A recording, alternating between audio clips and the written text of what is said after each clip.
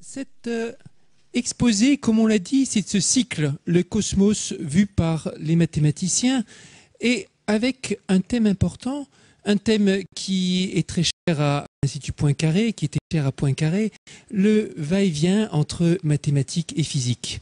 Les mathématiques ou la mathématique vous donnent des moyens, des outils pour étudier les problèmes physiques, et les problèmes physiques inspirent des méthodes mathématiques qui peuvent trouver des applications dans des problèmes mathématiques ou dans d'autres problèmes physiques. Et dans ce qui va suivre, je vais vous parler de certaines problématiques qui se posent dans l'étude des galaxies, qui se posent dans l'étude du cosmos, qui se posent aussi au sein des problèmes mathématiques. Ça a été mentionné donc, Institut Henri Poincaré, basé à Paris. L'Institut Henri Poincaré accueille depuis plus de 80 ans toutes sortes de mathématiques, toutes sortes de mathématiciens venant de tout pays et de toute sensibilité en rapport avec la mathématique ou la physique théorique, pour y réfléchir ensemble sur des problèmes qui ont été définis au préalable, dans des cadres de conférences, de colloques, aussi parfois pour des opérations de rencontres avec le public. Et précisément, les thèmes dont je vais vous parler seront à l'honneur à un moment en 2013. Ce sera l'un des questions de mathématiques liées au cosmos, seront l'un des thèmes pour lequel vont se rassembler à l'Institut Poincaré plus d'une centaine de mathématiciens, physiciens, spécialistes de simulation numérique et autres qui viendront discuter de thèmes de ce genre, avec aussi des conférences destinées au grand public. Alors, la galaxie agitée et en quête de relaxation, c'est le titre que j'ai donné. Cet exposé se placera sur un plan très qualitatif, en présentant beaucoup de mystères, quelques réponses et des problèmes qui se posent de manière considérable, conceptuelle, indépendamment des spécificités de tel ou tel système galactique. À un niveau très qualitatif, je vous disais, et à un niveau de détail, de modélisation qui, vous verrez, est infiniment plus grossier que ce que tous les spécialistes ou même amateurs de cosmos connaissent. Mais même à ce niveau de détail extrêmement faible, les problèmes se posent conceptuellement de manière considérable. Je vais commencer avec quelque chose qui sonnera comme un petit rappel de l'épisode précédent de ce cycle, et pour introduire, vous faire partager cette toile célèbre que certains d'entre vous doivent connaître, de John Wright of Derby, XVIIIe siècle, un philosophe, entendez-le comme un savant, qui donne une conférence sur une orrerie, ce dispositif qui reproduit les mouvements des planètes dans le système solaire avec une lampe installée à la place du Soleil de manière bien appropriée pour éclairer le visage des bambins émerveillés par le spectacle de la science. L'image a suscité beaucoup de commentaires. Ce n'était pas un sujet héroïque ou politique, c'était la science, et la science représentée au cœur de la famille, au cœur du foyer. Elle a une grande actualité à une époque où la problématique de la culture scientifique se pose plus que jamais. Elle se pose pour la question de la formation des ingénieurs dont nous avons tant besoin. Elle se pose pour la question du statut du scientifique dans la société. Et la toile illustre bien aussi le fait que les problèmes liés au cosmos, ça a toujours été parmi les problèmes qui ont inspiré, aussi bien pour ce qui est de découvrir que pour ce qui est de transmettre. Alors, reprenons, si vous voulez bien, l'histoire du cosmos avec Kepler. Avec Kepler, on avait compris des choses simples et précises et puissantes sur le système solaire. Qu'une planète tourne autour du Soleil selon une ellipse, que le Soleil est un des foyers. L'ellipse, donc si on regarde les deux foyers, la somme des distances aux deux foyers est constante, quel que soit le point sur lequel on se trouve. Il y a une première loi de Kepler, il y a une seconde loi, il y a une troisième loi. Et avec ces trois lois, Kepler nous donne une description complète du mouvement des planètes autour du Soleil. Quelque chose de beau et d'éternel, une vision assez parfaite du système solaire, comme on n'en avait jamais eu avant lui, et comme on n'en aura plus jamais après. Le moment de Kepler, c'est le moment où le système solaire, où le cosmos nous paraît le plus régulier, le plus parfait. Après Kepler vient Newton. Newton, avec les Principia Mathematica, est la fameuse loi de la gravitation universelle, découverte vers 1665, publiée une vingtaine d'années plus tard, découverte qui a tout bouleversé, découverte qui va plus loin que Kepler et en même temps reste à un niveau plus fondamental et plus simple. Il remplace les trois lois de Kepler par une seule loi. La force entre deux corps pesants est proportionnelle au produit de masse divisé par le carré de la distance qui les sépare. Et en même temps, c'est beau, en même temps, c'est simple, en même temps, ça a l'air parfait parce qu'on remplace les lois de Kepler par une seule loi. Et cette loi unique mène à des équations sur les corps qui constituent le système solaire. Alors vous avez un système d'équations qui comporte, selon le niveau de détail que vous voulez incorporer, 9, 10 ou 11 corps. Ça dépend aussi de si vous voulez mettre Pluton, de si vous voulez mettre la Lune et ainsi de suite. En tout cas, vous avez dans votre système solaire, modélisé mathématiquement par les positions des planètes, vous avez une équation. Une seule équation si l'on veut, ou un système d'équations. Et comme je vous le disais, si dans ce système d'équations on met juste deux corps, le Soleil et une planète, on retrouve Kepler. Mais si on met le système solaire en entier, si on considère le système solaire dans sa globalité, là on est embêté. Parce que les solutions particulières trouvées par Kepler pour le système des deux corps, elles ne se combinent pas pour faire une solution du système à 10 corps. Ce n'est pas parce que vous savez résoudre chacun des problèmes à 2 corps que vous savez résoudre l'ensemble du problème à 10 corps. Et le problème à 10 corps, il n'est pas aussi régulier qu'on pouvait le penser avec Kepler. On n'a plus d'ellipse. On ne sait même pas si les mouvements des planètes sont périodiques. A priori, ce n'est pas fermé. On ne sait pas le résoudre. Et Newton est assez terrifié de constater qu'il n'y a pas de solution explicite, impossibilité apparente de prédire le futur d'un système dès qu'il y a 3 corps ou plus. Dès que vous avez la Terre, avec le Soleil, qui vous avez considéré par exemple l'influence de Jupiter sur la Terre et réciproquement, vous êtes perdu, a fortiori si vous avez toutes les planètes. Et commence alors l'un des problèmes les plus anciens et les plus célèbres de la physique mathématique, le problème de la stabilité du système solaire, dont il était question dans l'exposé précédent, dans ce cycle de conférences. Le problème de la stabilité du système solaire, on peut le poser de la façon suivante. Aucune loi, si on s'en suit au formalisme de Newton, aucune loi n'interdit les événements catastrophiques. Qui nous dit que les planètes continueront à tourner autour du Soleil comme elles le font?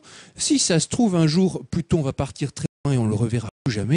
Si ça se trouve, un jour, Vénus et la Terre vont entrer en collision et il n'y a rien qui permette d'éliminer cette éventualité à partir de l'examen des lois. Sauf à calculer sur de très très grands temps la solution.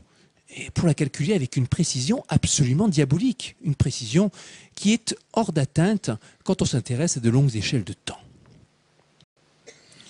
Stabilité du système solaire, donc, comme je vous le disais. C'était ce problème qui reste le problème emblématique, si on veut, de la physique mathématique et de la prédiction sur des grands temps. C'est un peu le première fois qu'on se pose la question, vraiment, on a les équations, qu'est-ce qui va se passer? Et ça illustre encore, toujours, actuellement, le fait que ce n'est pas parce qu'on a les équations qu'on comprend. De la même façon que ce n'est pas parce qu'on connaît les équations qui gouvernent les atomes qu'on comprend la matière. Et ce n'est pas parce qu'on sait qu'il y a telle ou telle particule fondamentale qui va véhiculer les choses qu'on comprendra vraiment ce qui se passe. De la même façon qu'on a beau comprendre les équations du mouvement des fluides, les fluides équations qui sont résolues tous les jours avec une grande précision pour nous fournir les prévisions météorologiques, on ne comprend toujours pas vraiment comment prédire, comment comprendre mathématiquement le mouvement d'un fluide. Alors, dans ce problème, évidemment, dans le problème de la stabilité du système solaire, il y a une question d'échelle. Et c'était aussi le thème, un point important dans l'exposé de la dernière fois, au sens où, on le sait bien, et pour cette audience, en particulier pour tous ceux qui ont fait un tant soit peu d'études du système solaire, les échelles sont considérablement différentes. Alors c'est vrai, quand on regarde la Terre et Vénus, ça se ressemble beaucoup, vraiment, des sœurs l'une de l'autre. Mars, Mercure, bon, même ordre de grandeur. Mais dès que vous passez à inclure Jupiter, Saturne, ça devient bien plus gros. Et surtout quand vous incluez le Soleil, là, on le voit bien, le Soleil, c'est essentiellement le système solaire. Jupiter, Jupiter, c'est peut-être de l'ordre du... la masse de Jupiter, c'est de l'ordre de la masse, du millième de la masse du Soleil. Et on a envie de se dire, là, si on modélise le système solaire, il n'y a que le Soleil et puis un petit peu de poussière. La Terre, ici, vous la voyez, c'est le petit point, là. Et le Soleil, c'est loin d'être la plus grosse des étoiles qu'on connaisse. Il y a des étoiles à partir desquelles le Soleil ressemble à vraiment rien du tout. Alors, on en est là, en tout cas. On dit, bon, on ne va pas jeter complètement Kepler. On va adopter une approche perturbative. En première approximation, le mouvement des planètes, il est celui qu'avait bien deviné Kepler. Parce que, essentiellement, la Terre, elle subit l'action du Soleil. Parce que la force de Newton est proportionnelle à la masse. Et puis, il y a des petites corrections à rajouter pour tenir compte de Jupiter, pour tenir compte de Mars, et ainsi de suite. Ces petites corrections, ça nous fait un petit paramètre. Le petit paramètre, il est de l'ordre du millième. Et ce petit paramètre, il va prendre effet peut-être qu'après un temps très long. Alors, qu'est-ce que ça veut dire très long? Newton, il avait en tête que le temps, il est en gros proportionnel à l'inverse de la perturbation. C'est un peu ce qu'on peut avoir en tête naïvement. Si votre compte en banque il perd 1% chaque année, au bout d'un siècle, il ne reste pas grand-chose. Alors si c'est 1 pour 1000, c'est embêtant. Ça dirait qu'il suffirait d'attendre un millier d'années pour voir un changement considérable dans le système solaire. Ça, on ne l'observe pas dans les archives. On sait que le système solaire, période historique, il est resté en gros tel qu'on le voit sur un intervalle de temps de l'ordre du millier d'années au moins. Alors, c'est là qu'arrivait cette fameuse controverse où Newton faisait intervenir une présence divine qui stabilise le système. Pas seulement les équations, mais en plus, une main divine qui se superpose pour éviter que tout diverge. Et puis, cette fameuse controverse avec Leibniz, dont les échos sont allés bien au-delà du cercle scientifique. Alors après, sont arrivés des résultats remarquables, qui sont les résultats emblématiques, parmi les premiers et parmi les plus importants encore, des résultats emblématiques de la théorie perturbative.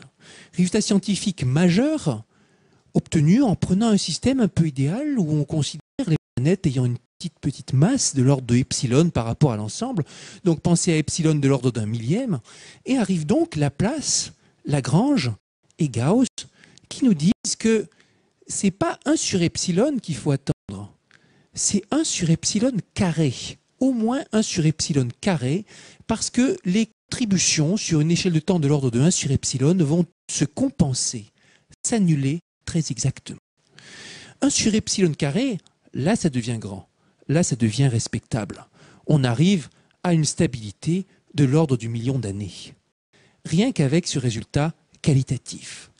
Et tout de suite on est rassuré, plus besoin d'intervention divine pour expliquer la stabilité du système solaire. En fait, ces résultats de Laplace et Lagrange, qui prédisaient que le système solaire restait tel qu'on le connaissait sur une échelle de temps de l'ordre du million d'années, il était bien meilleur que ce que les observations astronomiques laissaient présager. On voyait qu'il y avait certains mouvements entre Jupiter et Saturne, certains mouvements qui semblaient aller irréversiblement, toujours dans la même direction.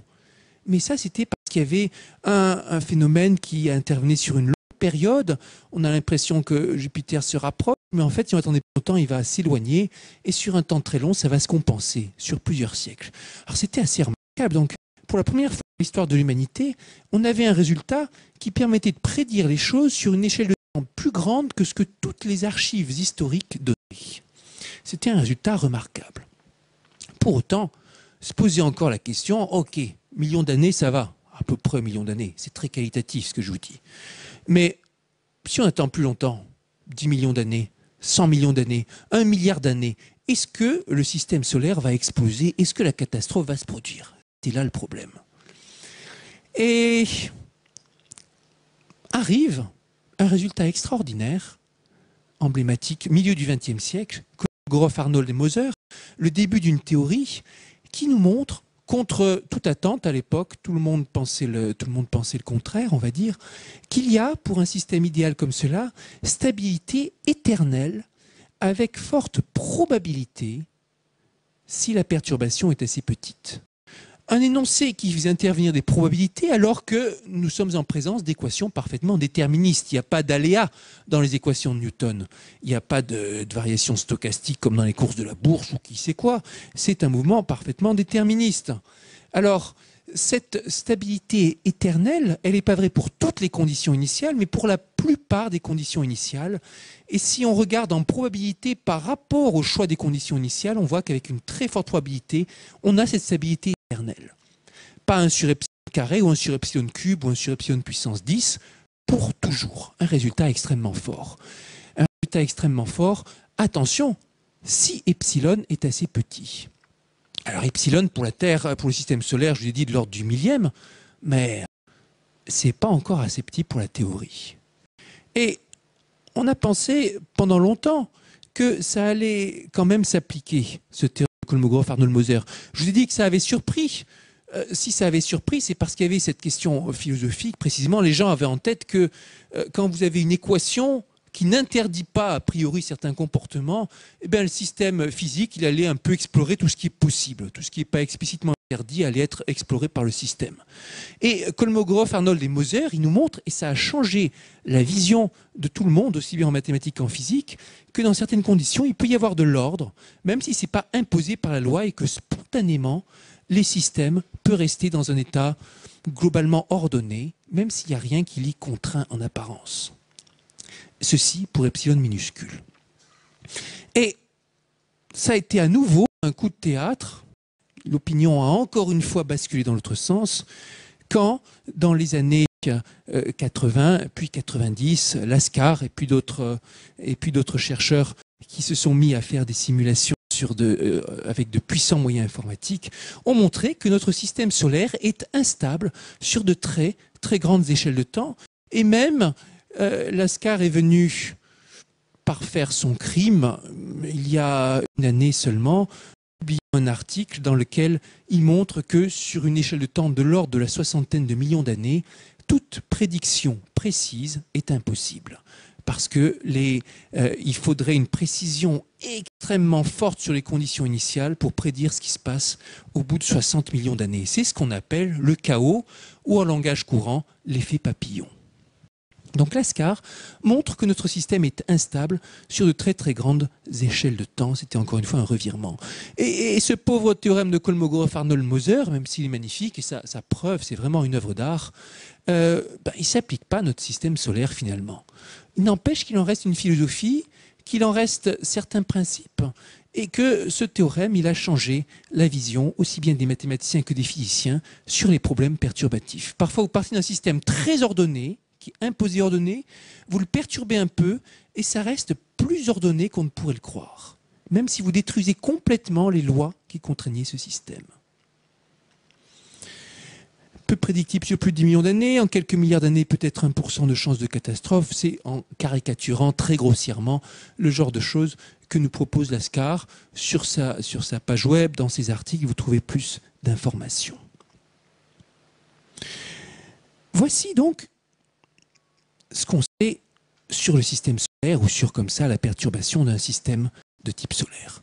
Et maintenant, si on passe à l'échelle d'après, la galaxie. Alors, une galaxie, c'est pas 10 corps, c'est plutôt 100 milliards ou 1000 milliards. Et là, vous êtes embêté. Vous n'allez pas pouvoir écrire le système d'équations, ou même si vous arrivez à l'écrire, qu'est-ce que vous en feriez, c'est pas clair. Une galaxie, souvent, il y a un trou noir supermassif au centre. Le trou noir supermassif, par rapport à une étoile, c'est monstrueusement lourd. Énormément. Mais par rapport à l'ensemble de la galaxie, c'est absolument ridicule. C'est absolument ridicule. Même pas, si je dis pas de bêtises, c'est même pas le millième de la masse de la galaxie. Pensez que ouais, ça doit être 10 puissance moins 5, j'ai plus le chiffre en tête, mais quelque chose comme ça. Pensez que vous avez ces 1000 milliards d'étoiles quand même. Là, le nombre, il est monstrueux. Dans le système solaire, les planètes sont toutes petites par rapport au Soleil, et il n'y a que 9 ou 10 planètes. Dans la galaxie, les étoiles sont toutes petites par rapport au trou noir supermassif, mais les étoiles, vous en avez 100 milliards. Alors que faire ? Ça ne va pas du tout être une situation comme la précédente. On ne va pas pouvoir écrire la galaxie comme une perturbation du trou noir supermassif. Alors peut-être, quand vous regardez les galaxies, vous avez souvent cette image un peu comme un chapeau, vous avez une sorte de cœur et puis autour un disque. On pourrait se dire, peut-être que dans le cœur, il y a l'essentiel de la masse, mais non, ce n'est pas l'essentiel de la masse. C'est une fraction importante, mais ce n'est pas du tout la majorité. Alors, qu'est-ce qu'on va faire? Donc il vous faut comprendre un système d'étoiles, et c'est un changement de paradigme, un changement de tournée d'esprit, dans lequel on va faire un peu le même rôle à toutes les étoiles. Alors, il y a des différences fondamentales de masse et de taille d'une étoile à l'autre. On va simplifier. On va prendre des étoiles, un système d'étoiles complètement idéal, une galaxie idéale dans laquelle toutes les étoiles auraient la même masse, et on va déjà essayer de comprendre ça. C'est déjà un but modeste. Et quelque chose qui frappe, je vous le disais, c'est que ces 100 milliards d'étoiles ou 1000 milliards d'étoiles, on ne va pas réussir à les modéliser individuellement, mais quand vous regardez comment ça se porte, ça bouge beaucoup et ça bouge comme un fluide. On a cette idée que les étoiles, c'est des points, et c'est des points relativement stables, relativement immuables, mais sur une échelle de temps qui est très grande, et si on regarde les choses de très loin, on ne va plus vraiment distinguer les étoiles les unes des autres, comme sur cette photo, et puis on ne va pas vraiment réussir à distinguer, la granularité, si on veut, de la matière. Alors voici un petit film réalisé par l'astrophysicien canadien John Dubinsky. Vous pouvez trouver ça sur sa page web aussi. Un petit film qu'il appelle Galaxies in Collision, qui nous montre comme ça peut être agité un système d'étoiles. Dans le petit film que vous allez voir, peut-être qu'on peut baisser la lumière le temps du film pour augmenter le contraste. Je ne sais pas si la régie peut effectuer ça. Est-ce qu'il y a possibilité? Ouais, merci. Et dans ce petit film, vous n'allez rien voir de plus que la méthode, que la loi de Newton de gravitation universelle. Peut-être on supprime ce spotlight le temps du film, si c'est possible. Sinon, tant pis, on va y aller. Ah, voilà, là, je crois que ça va être mieux. Alors, allons-y. Oups.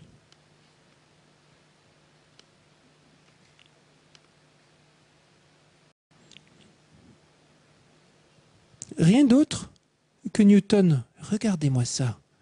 Là, les étoiles s'attirent les unes les autres avec une loi qui est en l'inverse du carré. Et quel bazar! C'est très difficile de dire quelque chose d'intelligent en face de ça. Même de savoir ce qu'on aimerait dire, qu'est-ce qu'on aimerait prouver, qu'est-ce qu'on aimerait comprendre. Ça s'agite dans tous les sens, rien d'autre que la loi de Newton. Vous voyez tout ce qui est terrifiant dans cette loi universelle? Alors, est-ce qu'il se passe quelque chose à la fin? Alors, regardez ce qui se passe quand deux galaxies se rencontrent. Peut-être un jour, la Voie lactée, la galaxie d'Andromède, qui sait, il arrive quelque chose comme ça sur l'échelle de milliards d'années. Regardez ce que ça donne. Là aussi, vous avez quelque chose qui ressemble, c'est à peu près stable, une galaxie, les deux galaxies arrivent l'une vers l'autre. Et là encore, quel bazar! Et là aussi, il n'y a que la loi de Newton. Alors, Dubinsky voit ça sur un angle presque artistique, voir les collisions des galaxies. Voilà. Alors, qu'est-ce qu'on va faire de ça? D'abord, vous le voyez encore aussi, là, je vous disais, on a l'impression de quelque chose de fluide. Ben là, oui, on a l'impression de voir des zones de haute densité, des zones de basse densité, comme on étudierait un fluide ou comme on étudierait un gaz. Et après tout, eh ben, l'étoile, à l'échelle de la galaxie, on peut pas si différent qualitativement de ce que serait une molécule à l'échelle d'un gaz. Peut-être que dans un gaz, nous avons 1 million de milliards de particules, de molécules, et dans la galaxie, nous en avons 100 milliards ou 1000 milliards.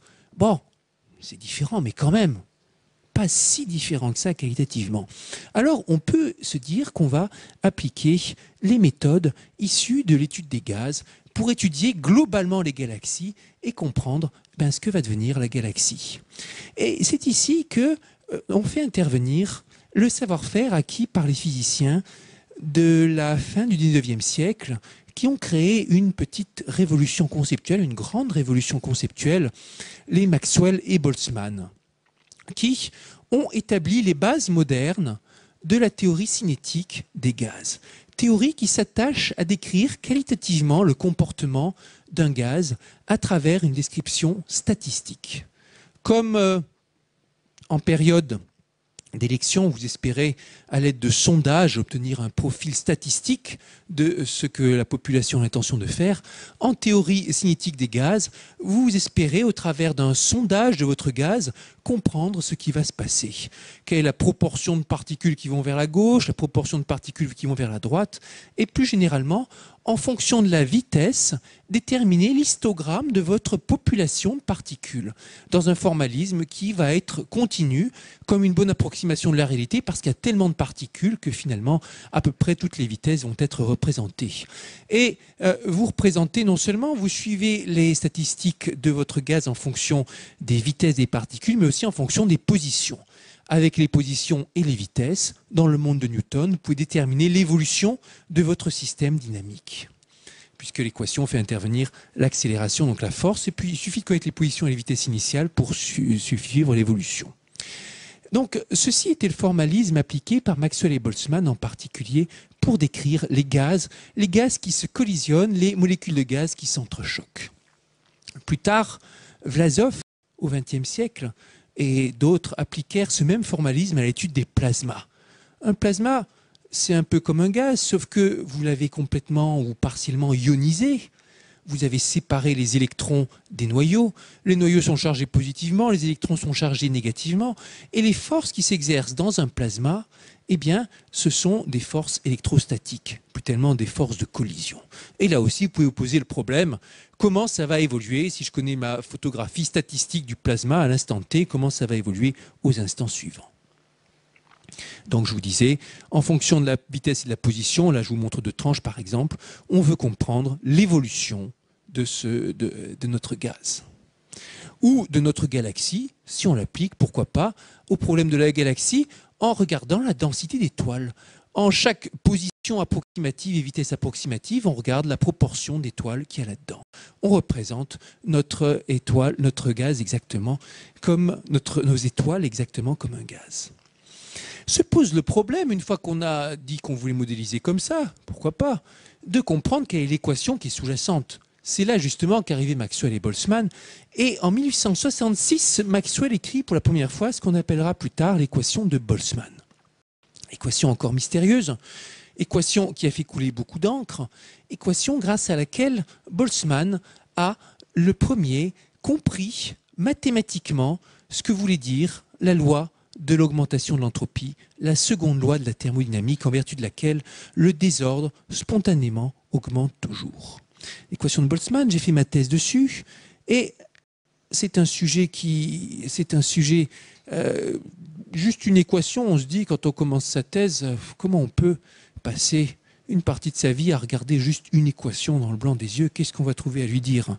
On trouve tellement de choses à lui dire finalement, et en particulier tout ce qui est associé à la notion d'entropie. Donc pendant des années, j'ai étudié cette équation, et tout particulièrement ce qui était lié à ce concept introduit par Boltzmann d'entropie. Alors, je dis que l'entropie est introduite par Boltzmann, l'entropie elle existait avant Boltzmann, on l'a trouvée dans les développements de la thermodynamique, mais Boltzmann lui donne un sens mathématique, un sens qui est à la fois simple, profond et universel, et qui est associé au fait que l'observation ne permet pas de connaître l'état complet du système. Quand vous faites une observation statistique, c'est toujours moins précis que ce que serait la connaissance directe du système, et ça vous laisse un grand nombre de possibilités. C'est assez facile à comprendre, on va continuer avec la métaphore de l'élection. Le micro a un souci? Ouais. Voilà. Alors, on va continuer avec la métaphore de l'élection. Supposez que vous avez 1 millier de votants, supposez que vous avez 2 candidats, A et B, supposez que 99,9% des candidats, des électeurs vont voter pour le candidat A. Ça veut dire qu'il y a 0,1% qui vont voter pour l'électeur B. J'ai pris 1000 votants, donc ça veut dire une personne qui va voter pour le candidat B. Et ça vous fait 1000 possibilités de description complète du système. Juste savoir celui qui va voter pour B. 1000 possibilités, c'est pas beaucoup, finalement. Si on avait 99,8%, et donc il y avait 2 votes se portant pour le candidat B, petit exercice de combinatoire, le nombre de possibilités, c'est 1000 fois 999 divisé par 2, l'exemple de petits exercices combinatoires qu'on fait au lycée. C'est de l'ordre du million, donc. Beaucoup plus déjà que les 1000 qu'on avait. Si on avait 3 votants qui votaient pour le candidat B maintenant, donc 99,7%, eh bien cette fois, le nombre de possibilités il serait plutôt de l'ordre du milliard, et ainsi de suite. Et le maximum du nombre de possibilités, il est obtenu quand la distribution des votes est de 50-50. Je vous laisse réfléchir à quel est l'ordre de grandeur du nombre de possibilités à ce moment-là, mais c'est vertigineux par rapport à ces 1000 ou ce milliard. Donc vous voyez là que selon que la distribution elle est bien répartie ou très déséquilibrée d'un côté ou de l'autre, eh bien, le nombre de possibilités associées à une description statistique donnée, il est très variable. L'incertitude qui vous reste sur l'état du système, sur les intentions du système, elle est plus ou moins grande en fonction de ce profil statistique. Et l'entropie mesure précisément cette incertitude. La définition de Boltzmann, mise sous cette forme par Planck plus tard, l'entropie, c'est constante fois le logarithme du nombre de possibilités, ou du volume de possibilités si vous voulez. S égale K log W. Formule magique, formule importante, qui en un certain sens n'a pas moins de pouvoir que, dans un autre contexte, la formule d'Einstein, E égale mc2, ou d'autres formules célèbres et emblématiques de théorie. S égale K log W, c'est une des formules qui régissent le monde, en un certain sens. Logarithme, pour ceux qui ont oublié ou pour qui c'est lointain, pensez à ça comme la taille du nombre. Vous écrivez W, vous comptez le nombre de chiffres qu'il vous faut pour écrire W. En gros, c'est le logarithme. Je triche pas trop en disant ça. Plus tard, l'entropie a été redécouverte dans un autre contexte, le contexte de la théorie de l'information. Qui dit entropie dit désordre, qui dit entropie dit aussi information ou incertitude. Et on retrouve l'entropie plus tard dans une des théories majeures du XXe siècle, une théorie qu'on utilise tous les jours sans nous en rendre compte, la fameuse théorie de l'information, par laquelle on quantifie et on calibre les échanges d'informations entre machines électroniques ou aussi entre langages. Quand on parle, on peut parler d'entropie, de communication d'informations. Voici ce que nous dit Claude Shannon, l'un des pères de l'informatique, l'un des scientifiques les plus importants du siècle, on peut argumenter, qui nous explique que cette quantité, il voulait l'appeler information, mais après quelque temps, il a décidé de l'appeler incertitude. Ça paraît bizarre, information, incertitude, on a en tête que c'est quelque chose de radicalement opposé. Mais ça l'est pas, parce que ce sont les choses incertaines, a priori, qui vous apportent de l'information. Si, quand vous voyez apparaître quelqu'un, vous savez à l'avance, comme malheureusement c'est souvent le cas, ce qu'il va vous dire, vous ne tirez aucune information. C'était certain et donc il n'y a aucune information. Dans un contexte de débat politique, c'est d'autant plus vrai. Alors, Shannon nous dit ça, il discute avec John von Neumann, et puis von Neumann a une meilleure idée, il dit tu devrais appeler ta quantité entropie, d'abord parce que ton incertitude a déjà été utilisée en mécanique statistique sous ce nom, et donc ça a déjà un nom. Ensuite, et c'est plus important, comme personne ne sait ce que c'est que l'entropie vraiment, dans un débat, tu auras toujours l'avantage. Vous voyez l'espèce de malédiction posée sur l'entropie par le malicieux von Neumann. Et encore maintenant, c'est vrai, quand vous parlez d'entropie, ça attire les gens. Ça a fasciné aussi certains écrivains en rapport avec certains paradoxes célèbres. Il y a ces questions que certains d'entre vous connaissent certainement, les démons de Maxwell, des choses comme ça.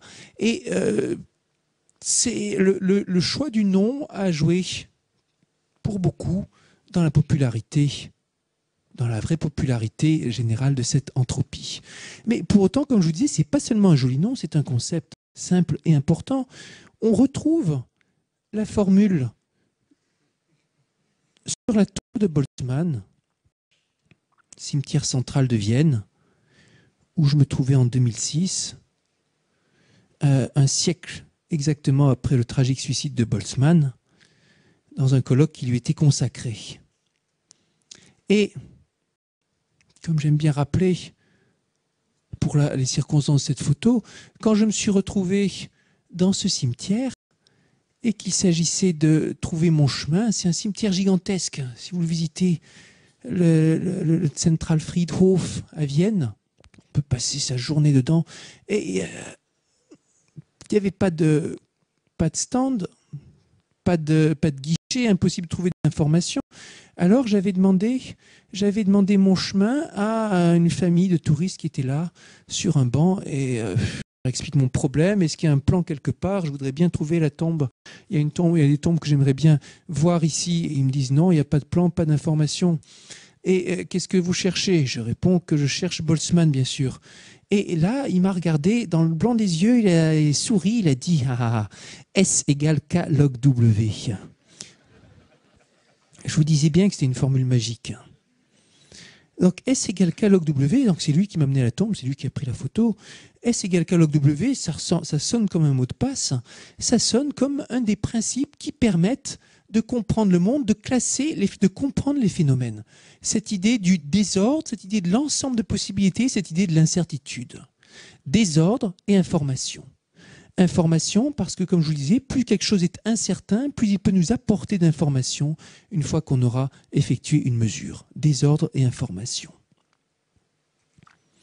La théorie de Boltzmann nous enseigne que sous l'effet de processus aléatoires et conservatifs, comme le sont les systèmes mécaniques qu'on a l'habitude de considérer, sans frottement interne au niveau microscopique, l'entropie augmente toujours.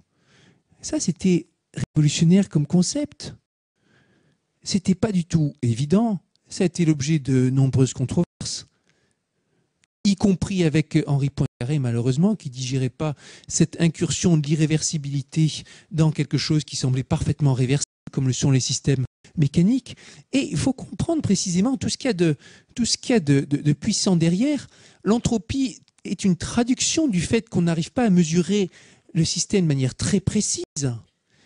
Et ça fait qu'on a ce phénomène d'augmentation irréversible, en particulier dans un gaz, alors que les équations de Newton, elles, sont parfaitement réversibles. Il n'est pas question de perdre de l'information. Et si vous avez un film de ce qui se passe au niveau moléculaire dans un gaz, si vous le passez vers les temps positifs ou vers les temps négatifs, vous ne voyez pas la différence. Les équations sont les mêmes vers les temps positifs, vers les temps négatifs. Ça, c'est dans le monde microscopique de Newton.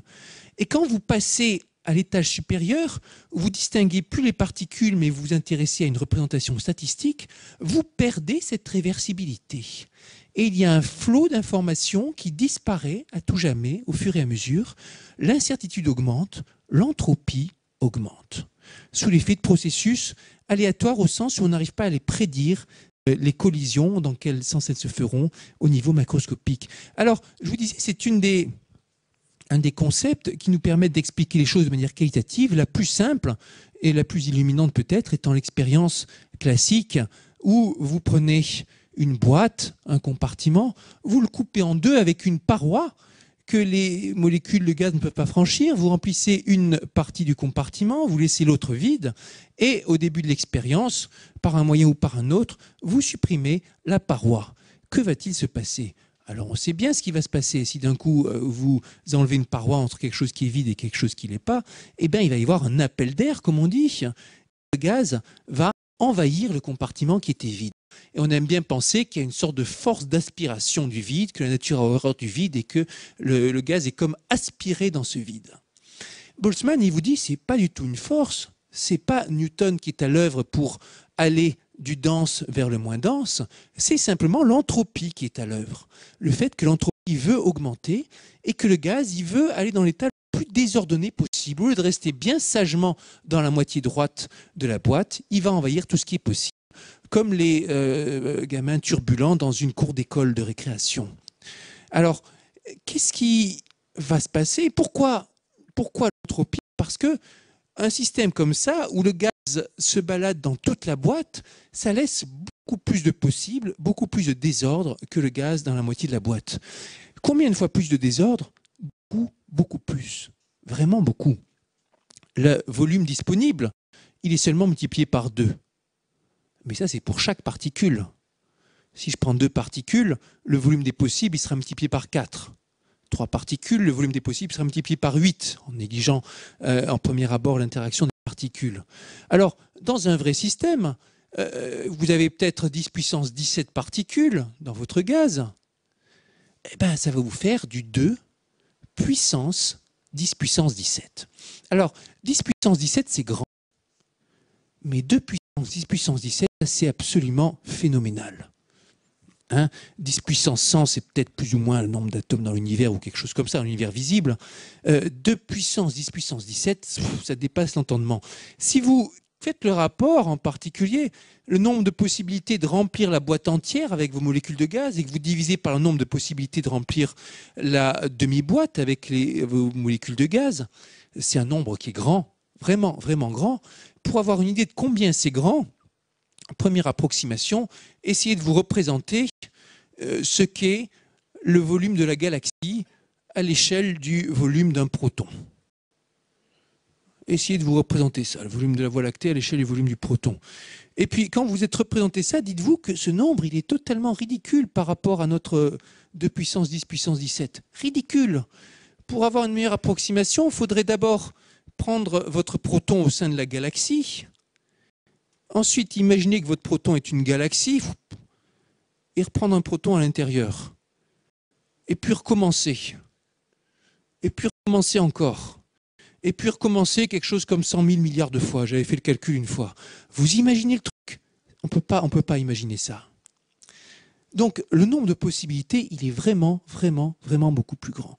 Et c'est là justement la force de Boltzmann. Comme il y a les statistiques, et à la puissance de la combinatoire qui fait que les nombres qui interviennent dans ces calculs, ils sont pas seulement grands, ils sont combinés pour faire quelque chose de gigantesque. 10 puissance 17, c'est vraiment grand, mais 2 puissance 10 puissance 17, ça dépasse l'entendement. Il n'y a pas moyen de résister à ça. Et c'est pour ça que la loi de l'entropie est irréversible. Et dans cette théorie de Boltzmann, précisément, eh bien, spontanément, votre gaz, il va chercher à aller vers un état d'entropie maximale. Un état où le désordre sera le plus important. Alors, ça, c'est précisément le genre de choses sur lesquelles j'avais travaillé pendant ma thèse et pendant quelques années qui ont suivi. Quantifier cette augmentation d'entropie dans l'équation de Boltzmann.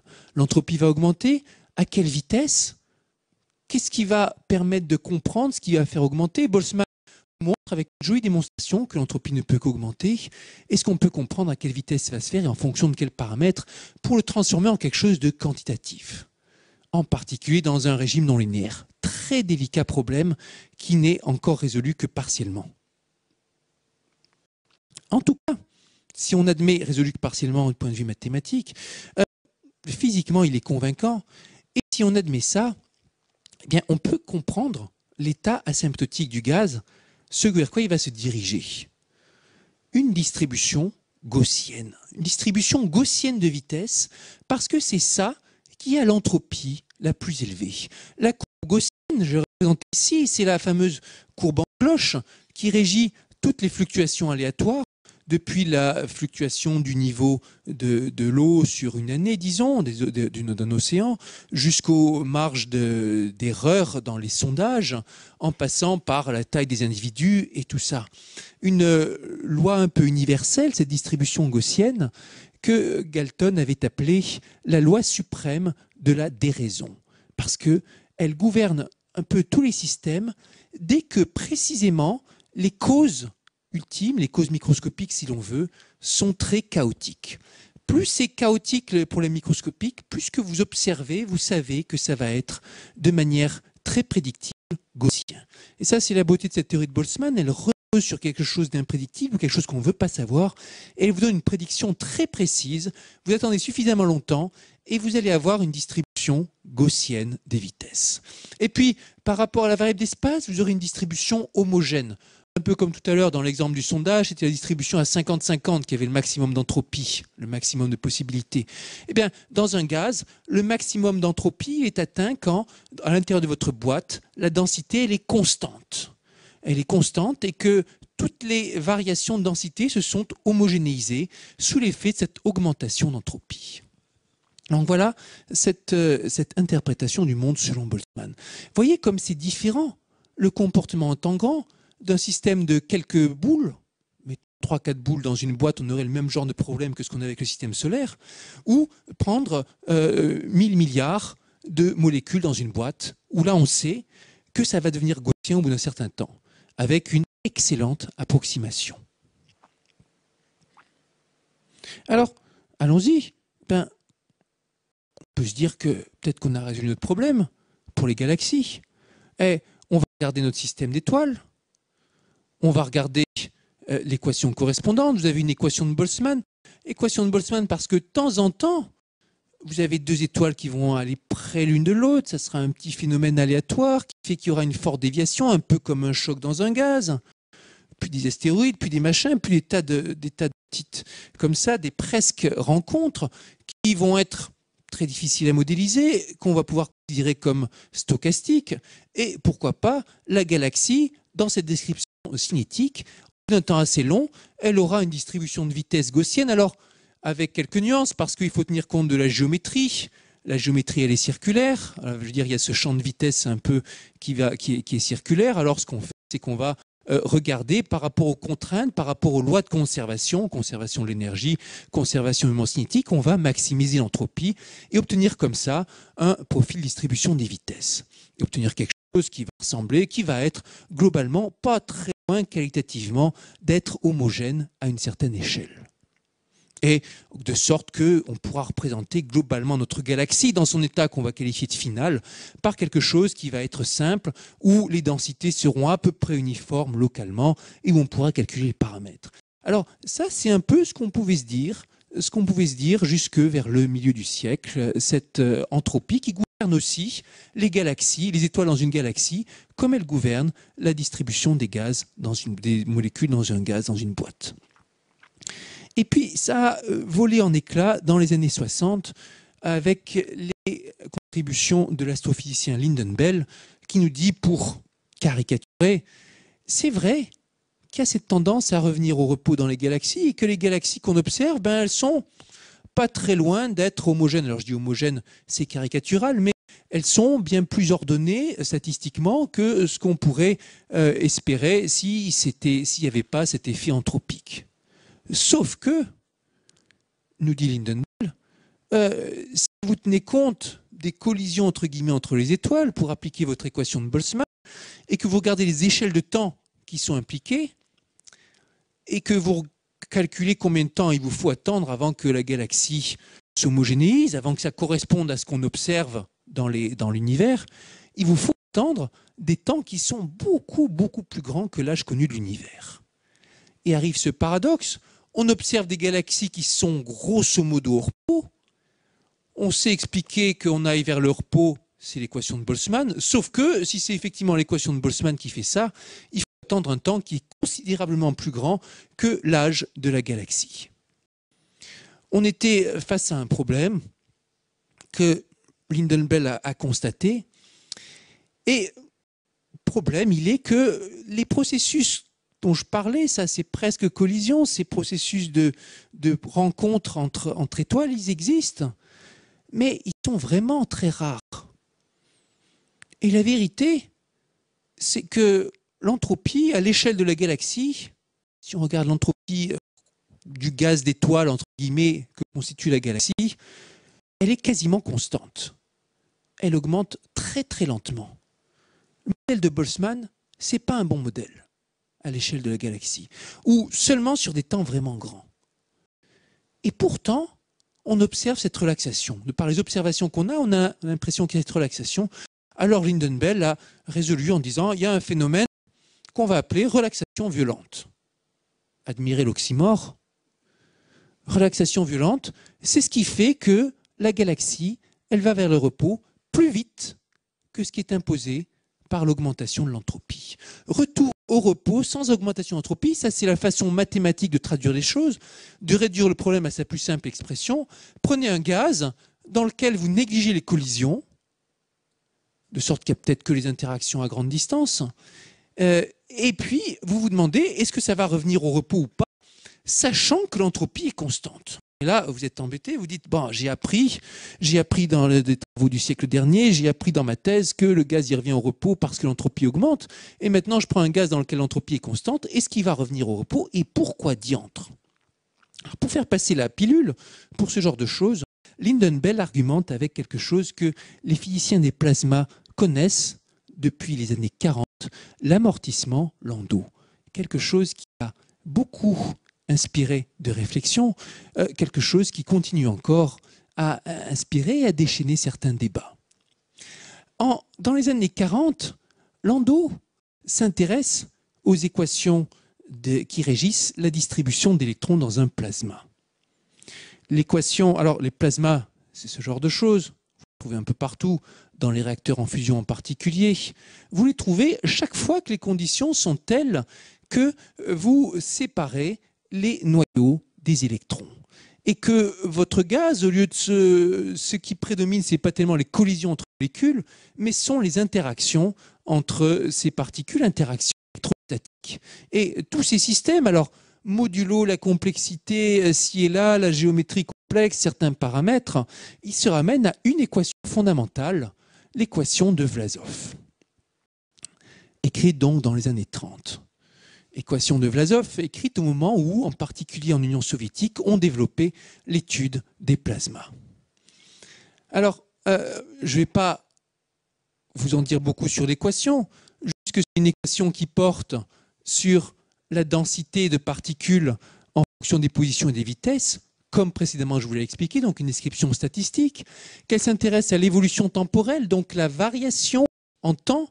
Est-ce que pour une position et vitesse donnée, la proportion de particules va avoir tendance à augmenter ou à baisser, un peu comme vous vous demandez pour les sondages, est-ce que tel candidat il augmente ou il baisse, et vous calculez des ronds F sur des ronds T correspondant à ce candidat en intention de vote. Alors, pour savoir si les densités augmentent ou baissent, il y a un phénomène qui se produit toujours, c'est que les particules elles ont envie d'aller en ligne droite, si on les laisse tranquilles. Et puis il y a quand même le fait que les particules elles interagissent les unes avec les autres à travers une force qui est donnée par la force gravitationnelle, le gradient du potentiel gravitationnel de Newton, potentiel en 1 sur R. Alors ici, j'ai fait un lapsus, j'ai dit le potentiel gravitationnel de Newton, au lieu de dire le potentiel coulombien qui régit les électrons, mais c'est la même, et c'est la magie mathématique, si l'on veut, que la même équation va s'appliquer au plasma et à la galaxie. À quelques différences près, en particulier de signes, parce que la force qui régit, la force qui fait interagir deux électrons, c'est la même, modulo les échelles, que la force qu'on trouve entre deux étoiles, sauf que les étoiles s'attirent et les électrons se repoussent. Mais c'est la même loi en 1 sur R carré. Et donc vous avez la même équation, à peu de choses près, à un signe près. Alors, Landau était face à cette équation, et dans cet article remarquable, bon, il commence par expliquer que c'était un dur, il commence par expliquer que Vlasov et les autres n'ont rien compris, et que tous les résultats précédents sont faux, et que ce qui est important quand on regarde les équilibres homogènes pour examiner le comportement en temps grand, ben, c'est de regarder l'équation, regarder le comportement en temps grand, et il fait un calcul assez remarquable. On part d'un équilibre pour suggérer que, partant d'un équilibre stable, une distribution qui dépend que des vitesses, par exemple une distribution gaussienne, et qu'on perturbe cet équilibre, alors, spontanément, la distribution statistique va converger à nouveau vers un équilibre, il va y avoir un phénomène de retour vers l'équilibre, de repos, on parle d'amortissement, alors même que l'entropie augmente. Alors qu'il n'y a pas de frottement interne, pas d'augmentation d'entropie, pas de phénomène aléatoire, irréversible, Landau suggère qu'il y a quand même cet amortissement, que si vous prenez un plasma homogène, vous envoyez une petite pichenette qui vous dérange, avec un champ électrique qui se crée, spontanément, ce petit champ électrique qui va revenir vers zéro, sans qu'il y ait augmentation d'entropie. Ça a été considéré comme très étrange. Découverte miraculeuse, comme on disait à l'époque. Voici l'image de Landau à une époque où on l'a envoyé en prison sans aucune raison valable. Alors, cette controverse, l'équation des plasmas est réversible, comment pourrait-on avoir relaxation? comment pourrait-on avoir relaxation alors qu'il n'y a pas de flèche du temps, alors que l'équation elle peut aller pareil vers les temps négatifs, vers les temps positifs, alors qu'il n'y a pas d'augmentation de l'entropie? Amortissement Landau, je vous disais, c'est un phénomène assez mystérieux et c'est un petit peu, dans l'état actuel des choses, la seule prise qu'on ait sur cette histoire merveilleuse et mystérieuse que nous raconte Lyndon Bell, que dans les galaxies, il y a des phénomènes à l'œuvre qu'on va appeler relaxation violente qui font qu'il y a retour au repos, même sans augmentation d'entropie. Et c'est un peu la même surprise qu'on avait avec ce calcul Landau, sauf que le calcul Landau, c'est une situation beaucoup plus simple, où on va juste regarder une perturbation d'équilibre. Quelque chose qui est très proche de l'équilibre, on va demander que ça relaxe. Mais c'est déjà ça. Conceptuellement, c'est déjà très surprenant, cet amortissement Landau. Alors, le calcul de Landau, même dans ce cas simple, il est sujet à caution et pendant longtemps, on s'est demandé s'il était vraiment fiable parce que Landau l'établit seulement pour une équation simplifiée, on appelle ça linéarisé. Prenez votre équation, vous la remplacez par une équation dite linéaire dans laquelle les effets s'ajoutent les uns les autres. Les effets des causes, les causes transforment en conséquences de manière additive, linéaire, et on pouvait se poser la question. Le problème a été résolu seulement en 2009 avec les travaux que j'ai réalisés avec mon ancien élève Clément Mouroux pour montrer que, dans le monde mathématique au moins, l'amortissement Landau est une réalité. Vous partez d'une situation qui est à l'équilibre, vous perturbez cet équilibre, vous faites agir l'équation non linéaire, la vraie équation, pas l'équation simplifiée, cette équation non linéaire pour laquelle vous savez que l'entropie est constante, et vous démontrez, en tout cas nous démontrons, que la force va tendre vers zéro quand le temps tend vers l'infini, alors même qu'il n'y a pas d'augmentation d'entropie. Et donc ceci, même si ça reste un cadre perturbatif, est le premier exemple de système statistique conservatif, borné, confiné, dans lequel on a ce phénomène de relaxation sans augmentation d'entropie. Plus que simplement prouver un résultat dont on pouvait dire qu'il était peut-être attendu, même si c'était controversé. Aussi bien parmi les physiciens que les mathématiciens ont posé la question. Et, certains ne croyaient pas au fait que le calcul de Landau s'appliquait vraiment à l'équation non linéaire. La preuve établit aussi, et ça c'est une des beautés du monde mathématique, quand vous arrivez à faire un pont entre des choses qui semblent n'avoir rien à voir, la preuve établit un lien entre cette question d'amortissement sans augmentation d'entropie et deux des plus célèbres paradoxes de la mécanique théorique du XXe siècle. Le premier, c'est celui dont je vous parlais au début de la conférence. Le théorème de Kolmogorov, selon lequel certains systèmes perturbés restent ordonnés sans contrainte apparente. Et dans le cas qui nous intéresse, même si la physique est extrêmement différente, il faut considérer que le problème de départ qu'on perturbe, ce serait l'équation linéarisée. Et la petite perturbation correspondrait à la non-linéarité. Ça, c'est quelque chose qu'on n'attendait pas du tout. Et dans le monde mathématique, on le voit, dans le monde physique, on ne voit vraiment pas le rapport entre ce théorème de Kolmogorov dont je vous parlais et ce théorème d'amortissement Landau non linéaire dont je vous parle ici. En tout cas, du point de vue physique, les réalités sont complètement différentes. Et puis, ça établit un lien aussi avec une expérience célèbre dans la physique des plasmas, expérience dite de l'écoplasma, expérience magnifique que je vais vous décrire pour vous montrer un peu le genre de phénomènes paradoxaux qu'on peut avoir quand on s'intéresse au système décrit de manière statistique. Et cette expérience qui a été reproduite en laboratoire et qui avait été prédite d'abord théoriquement avant d'être observée expérimentalement, vous préparez un plasma dans votre laboratoire, vous le préparez, vous attendez qu'il soit bien au repos, avec une belle distribution d'équilibre, homogène, gaussien ou quelque chose comme ça. Et puis au début de l'expérience, vous envoyez une petite impulsion, comme un cri, avec un petit champ électrique, non homogène donc, disons sinusoïdal, que vous appliquez à votre plasma pendant une fraction de seconde, et puis vous laissez le gaz tranquille, le plasma tranquille, et le champ électrique va osciller quelque peu, oscillation Langmuir comme on dit, avant de s'amortir et de revenir en apparence vers zéro, quelque chose en tout cas qu'on ne distingue pas de zéro. Puis vous envoyez une seconde impulsion avec une fréquence différente et vous laissez là encore le plasma s'amortir, le champ électrique disparaître. Et puis vous attendez, et alors que tout semblait au repos, vous voyez spontanément le gaz vous faire une réponse. Vous avez envoyé un cri, puis un deuxième cri, et puis le gaz va à un moment, vous renvoyez la balle. Il va y avoir un champ électrique qui va se reformer dans le plasma après un certain temps, et puis qui va à nouveau disparaître. On l'appelle l'écho.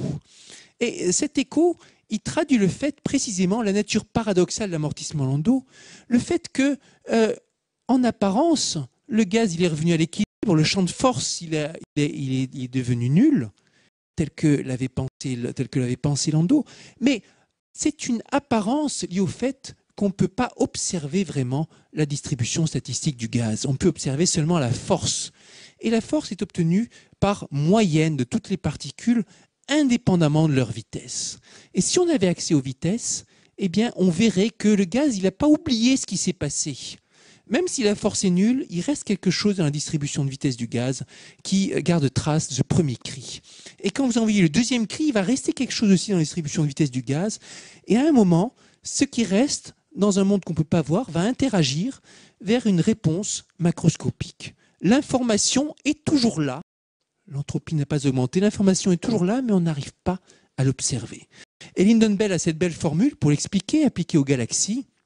Il dit « Une galaxie, dont on a l'impression qu'elle est au repos, parce que la force qu'elle exerce sur nous est celle qu'aurait une galaxie homogène, en fait, elle garde la mémoire de sa formation et de ses inhomogénéités encodées dans les vitesses des étoiles. Mais ces vitesses, on ne peut pas les mesurer parce que la force qu'exercent sur vous les étoiles est indépendante de leur vitesse. » Donc on fait le lien aussi avec cette expérience, et donc ces trois phénomènes paradoxaux, ils sont liés finalement dans le monde mathématique.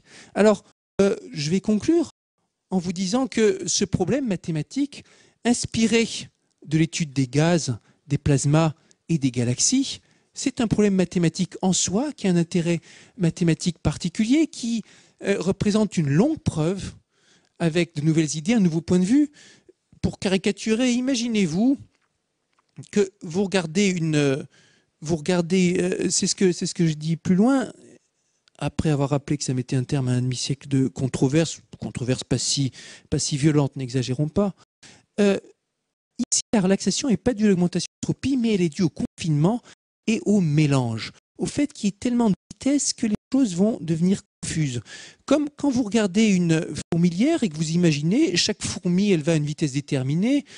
Imaginez un système où les fourmis, elles se fichent complètement de ce que font les autres fourmis, mais sans arrêt, elles se croisent, elles se recroisent, elles ont des vitesses différentes. Et quand vous regardez la masse de fourmis, peut-être vous avez l'impression de quelque chose qui est homogène, alors que chaque fourmi, elle va à une vitesse qui est déterminée, sur une trajectoire bien déterminée, et qu'on n'a pas l'impression, en suivant les fourmis, de quelque chose qui est au repos. Ici, c'est un peu pareil. C'est le mélange des étoiles, le fait qu'elles vont toutes à des vitesses différentes, qui induit cette relaxation apparente. Ce n'est pas une relaxation par entropie, c'est une relaxation par mélange. Et c'est une autre voie complètement différente pour comprendre le comportement d'une galaxie en temps grand. Alors, je vous disais que c'était une longue preuve. Ici, je vous mets juste, prenez-le de manière impressionniste si vous voulez, la première page de cet article qui nous a demandé tant d'efforts et qui compte à peu près 180 pages. 180 pages pour la démonstration d'un théorème mathématique, avec beaucoup de ramifications, évidemment. Et puis ici, c'est bien joli de vous parler de petites fourmis, mais dans la réalité du terrain, c'est le genre de choses que vous avez à gérer.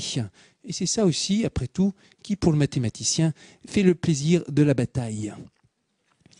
Alors, on va conclure sur une note très humble. Cette compréhension, donc ce que je vous dis, c'est que cet amortissement Landau, maintenant, on le comprend.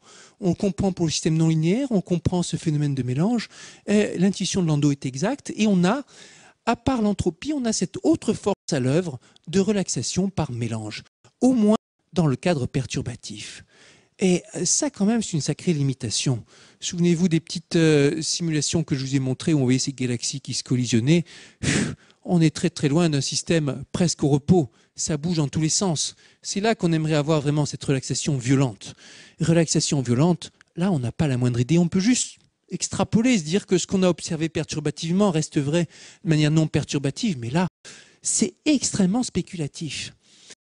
Pour certains physiciens et spécialistes de simulation numérique, c'est quelque chose qu'ils observent quotidiennement ou presque dans la simulation numérique, cette relaxation qui est plus rapide que ce qu'on pourrait espérer. Quel est le mécanisme derrière? Ça reste un mystère. On revient sur ce que je vous dis au tout début, c'est pas parce qu'on a les équations qu'on comprend vraiment le phénomène. Voilà, et je m'arrête sur ce double point d'interrogation. Merci.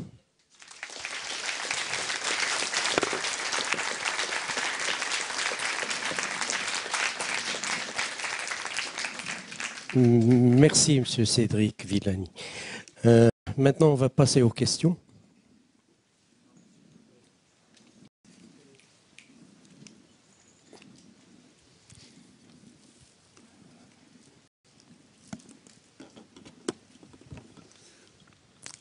Oui, merci, c'était formidable, c'est une clarté, c'est une limpidité. Bon. Oui, mais une galaxie, quand vous en parlez, on a l'impression que, enfin, surtout à partir de Landau et de Linden, on a l'impression que c'est un vaste ensemble elliptique, plat, sans rien. Mais en réalité, une galaxie, c'est un disque, hein, un cœur, oui, un cœur, et puis après ça, un centre galactique. Et là-dedans, il y a plein d'échanges qui se font. Hein, des échanges de mouvements angulaires, il y a des échanges entre le trou noir au centre et le bulbe. Hein. Il y a très peu d'échanges, il paraît, entre le bulbe et le disque galactique. Et à partir de ce moment-là, les amortissements Landau, ils deviennent beaucoup plus diffus, enfin, me semble-t-il, moins explicatifs. Ouais, mais déjà, si on regarde, vous avez raison, effectivement. Et la galaxie, ici, j'ai représenté comme quelque chose de simpliste, qui est déjà la première étape dans la compréhension, comme un disque ou quelque chose d'elliptique, tout simple. En vrai, il y a cette séparation, en particulier, il y a le cœur et puis le disque. On a envie de dire d'abord, ouais, mais si on n'est pas capable de comprendre déjà la bébé galaxie théorique avec juste le disque, qu'est-ce qu'on va faire quand le modèle va être plus compliqué? Et puis ensuite, j'ai envie de dire, par exemple, dans cet exemple que vous donnez, eh ben, si on regardons juste dans le disque, par exemple, on a envie de dire que là, on devrait pouvoir le récupérer, l'amortissement Landau, l'observer. Alors, c'est vrai que ça ne va pas être quelque chose d'homogène, de vraiment un mélange sur l'ensemble de la galaxie, puisqu'il y a des transferts qui se font plus ou moins bien d'une région à l'autre. Mais à l'intérieur de chaque région, on aimerait bien avoir ça déjà. Et si on pouvait avoir quelque chose qui nous dise que, grosso modo, on va converger vers une situation avec peut-être un cœur, avec une certaine distribution de densité qui est universelle, qui nous donne un cœur en gros sphérique, et puis un disque qui est grosso modo homogène, quelque chose qui ressemble un peu à ça, eh bien on serait bien content. Et c'est le genre d'ambition qu'ont, on va dire, ceux qui tentent d'appliquer ces considérations type amortissement Landau à l'étude des galaxies. Merci. Je peux poser une deuxième question?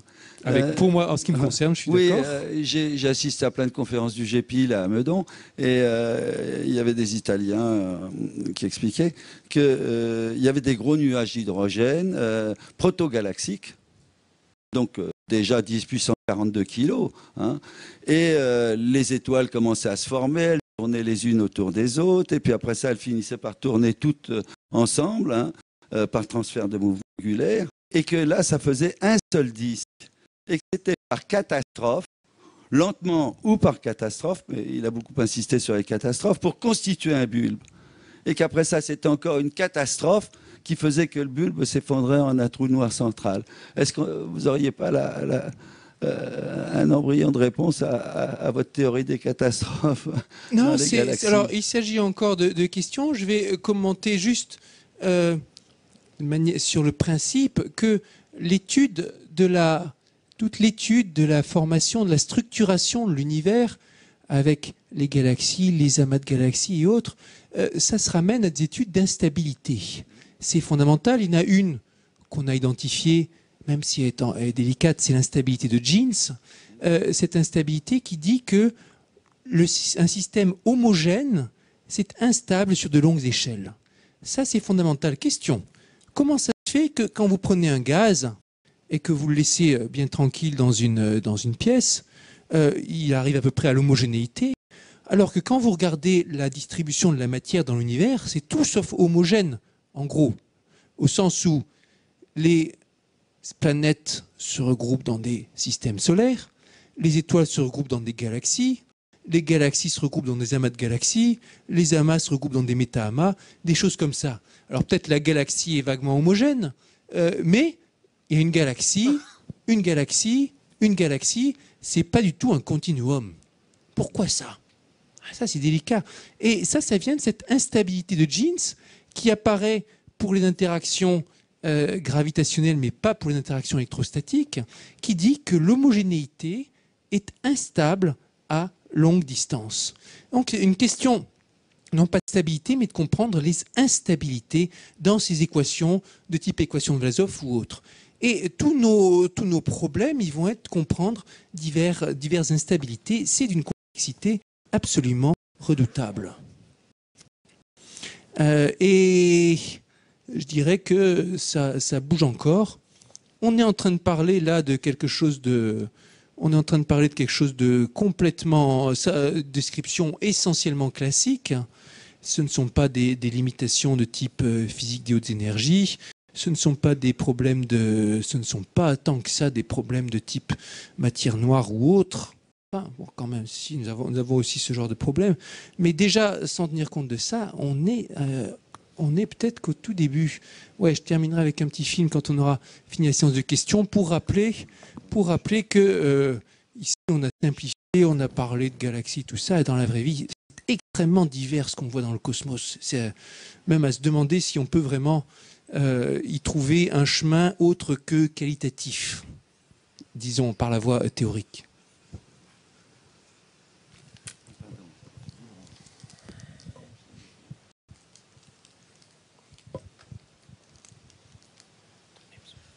Bonsoir monsieur, merci pour votre intervention.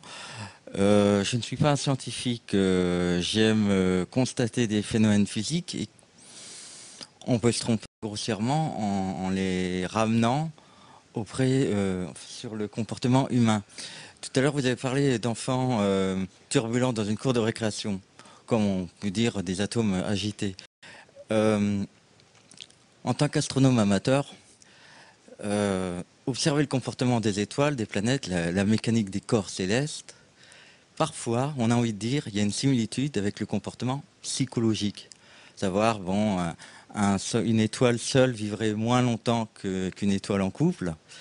Et là, bon, quand on étudie des phénomènes violents, d'étoiles très particulières, très denses ou qui éclatent en supernova, on se dit, tiens, la violence physique des astres, ça peut faire sourire dans la tête de certains, hein, on dirait la violence physique de certaines personnes. Là, vous parlez de relaxation violente. En fait, la relaxation violente, c'est une relaxation dense, enfin une relaxation importante dans un court dans une courte durée de temps. Et moi, ça me fait penser à une personne qui se met en colère. Et puis au bout de 2 minutes, la personne, elle a dit tout ce qu'elle avait à dire de manière désordonnée. Et puis on a envie de lui dire, comme dans une pièce de théâtre, ça y est, tu t'es calmé, il n'y a plus rien à dire. Alors je suis un peu fantasque. C'est un peu fantasque, mais c'est intéressant. L'analogie, si on voulait, donc la relaxation violente, si elle se trouve, c'est une relaxation par compensation rapide, qui vont être impossibles à observer. Alors si on voulait trouver un analogue, on va dire, pour reprendre la personne en colère, il nous faudrait une personne en colère qui va dire toutes sortes de choses, tout et son contraire à la fois, et qui va se retrouver paralysée par le fait qu'elle pense un truc et en même temps l'argument contraire. Comme ça arrive d'ailleurs à certaines personnes qui interviennent dans une discussion et au moment de contrer l'adversaire, se disent ah finalement il a raison, peut-être ah oui mais non mais ah oui cela dit on peut, et puis il se met à rien dire. Ça serait ça la relaxation violente. La galaxie elle veut faire tout à la fois, puis finalement on n'observe rien, paralysie.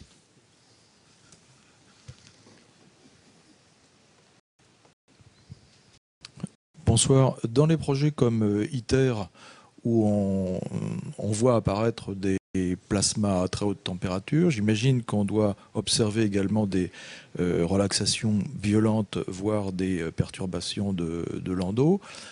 Et si oui, en quoi vos travaux aide-t-il les chercheurs à avancer sur ces projets et à favoriser la prédictibilité des phénomènes à l'intérieur de ces systèmes?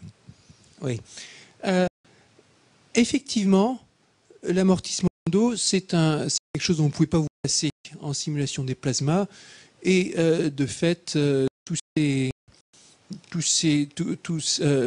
des organismes avec lesquels j'ai été amené à interagir. Ça va être ITER, ça va être aussi le laboratoire de fusion par confinement immersiel qui est à Livermore aux États-Unis, après de Berkeley, et ainsi de suite. Et à intervenir, je veux dire, purement théoriquement, juste pour discuter avec les chercheurs qui y sont. Exemple de contribution. Je vous ai expliqué tout à l'heure, c'est ici que c'est important, une bonne preuve mathématique, c'est pas quelque chose qui se contente de prouver votre résultat, c'est quelque chose qui vous donne un éclairage, qui vous explique pourquoi ça marche. Et donc, je vous ai expliqué, par exemple, il y a ce lien avec Kolmogorov. En termes techniques, on parle de perturbation d'un système complètement intégrable. Et donc, ce qu'on a compris, c'est que si l'amortissement Landau, il marche encore pour le système non linéaire, c'est pas seulement lié au fait que c'est prédit par le calcul linéaire, c'est aussi lié au fait que l'équation de Vlasov linéarisée, l'équation de Vlasov linéarisée dans les conditions considérées ici, est un système complètement intégrable. Ça, c'est pas trivial, c'est pas du tout évident quand vous le regardez, et cette propriété d'intégrabilité, elle va dépendre de la géométrie. Elle dépend des conditions. L'équation de Vlasov, vous allez la mettre à différentes sauces avec des différents termes, différentes sources, différentes géométries en fonction des conditions. En particulier, une conséquence, on va dire, c'est attention, si vous êtes dans une géométrie où l'équation de Vlasov linéarisée n'est pas complètement intégrable, il n'y a aucune raison pour que le calcul reste vrai sur les temps de l'analyse non linéaire.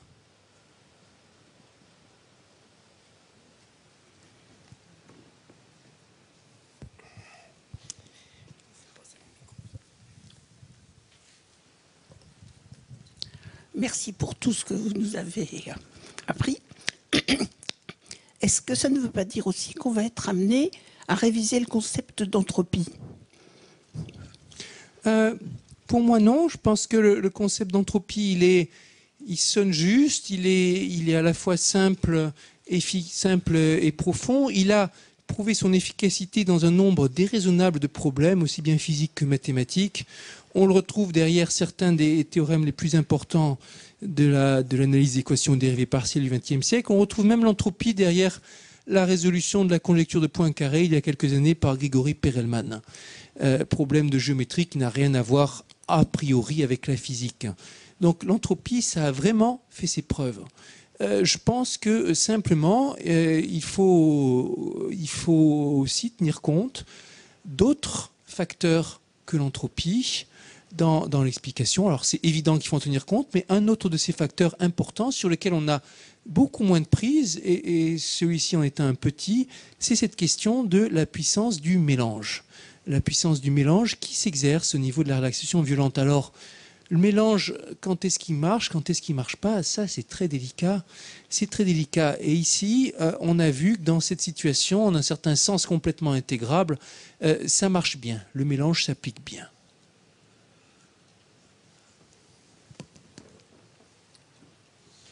On pourrait aller plus loin aussi. Alors il est vrai, et là pour le coup c'est débattu, qu'on pourrait s'intéresser, dans ce sens on peut prolonger sur votre question, à l'entropie en se disant que c'est peut-être pas l'entropie du gaz qui est le bon concept, ou l'entropie d'un système. Alors certains essaient de faire ça, par exemple, considérer une famille de gaz ou une famille de distribution ou une entropie sur une probabilité d'une probabilité qui est faite sur les gaz.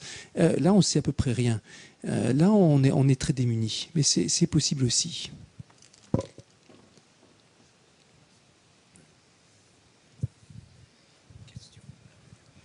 J'aimerais revenir après la galaxie au système solaire.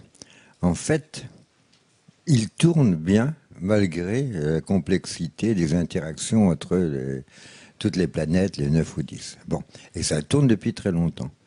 On le saurait, puisque on connaît l'histoire quand même de la Terre depuis 4 milliards d'années, et que je sache, il y a peu de catastrophes. Ah, attention, Lascar pense qu'il est probable qu'il y a 4 milliards d'années, on avait une ou deux planètes de plus dans le système solaire. Alors, comment d'abord expliquer cette stabilité quand même, bien qu'il y ait eu des mouvements, je sais que Jupiter n'était pas au même endroit, etc., cette dernière théorie, mais est-ce qu'il n'y a pas... j'ai l'impression que l'entropie est violée là-dedans, c'est-à-dire qu'elle ne s'applique pas, et que le système solaire me paraît avoir une entropie constante. Ça, c'est essentiellement vrai. Le système solaire, vu comme, si on le regarde, le système constitué par les planètes, son entropie reste essentiellement constante. Essentiellement constante dès qu'on a la modélisation des positions. Quand on regarde à l'intérieur d'une planète, évidemment, nous, notre entropie, elle augmente, l'entropie du gaz qui nous entoure, elle augmente et tout ça. Mais si on s'intéresse qu'aux positions des planètes, là, on a un système dans lequel la notion d'entropie n'est pas la notion pertinente. Effectivement, on est dans le domaine du chaos déterministe, dans lequel on fonctionne à information constante, essentiellement. Si on a des soucis, ce n'est pas une question d'information qui augmente ou diminue, c'est une question de précision. Une question que, quand on regarde l'écart entre deux corps, la précision de cette mesure, elle va petit à petit se détériorer. Et elle se détériore au bout d'un temps très grand. C'est un autre phénomène que la question de l'augmentation d'entropie. Je vous remercie donc, pour votre présentation aussi. Moi, lorsque vous avez parlé de l'écoplasma, comme si le plasma gardait en mémoire finalement un phénomène que l'on ne voit plus. Après, vous avez parlé aussi de cet effet de puissance de mélange, qui peut expliquer certaines choses. Est-ce qu'on pourrait faire, c'est en dehors de l'astrophysique, est-ce qu'on pourrait faire un rapprochement avec l'homéopathie et la mémoire de l'eau ? Lorsqu'on on fait des vibrations particulières et finalement, on obtient certains résultats. Je pense que c'est complètement distinct. Ou alors, ça pourrait être un jeu rigolo de science-fiction, d'imaginer un mécanisme à partir d'une physique encore inconnue, microscopique, par lequel on aurait quelque chose comme ça. Mais faut bien voir ce qu'on a vu d'abord. Ce sont des effets physiques simples et robustes, des questions de champ électrique. Quand on touche au domaine de la médecine, ce sont des interactions beaucoup plus complexes, des molécules, de la chimie qui intervient, les systèmes immunitaires, tout ce que vous voulez. Il s'agit de tout ce qui touche à la médecine, c'est beaucoup plus complexe que tout ce qui touche à ce genre de physique. Je pense qu'il s'agit de choses complètement distinctes. Le statut de la mémoire de l'eau, de l'homéopathie étant bien sûr controversé, mais même si on faisait abstraction de ça.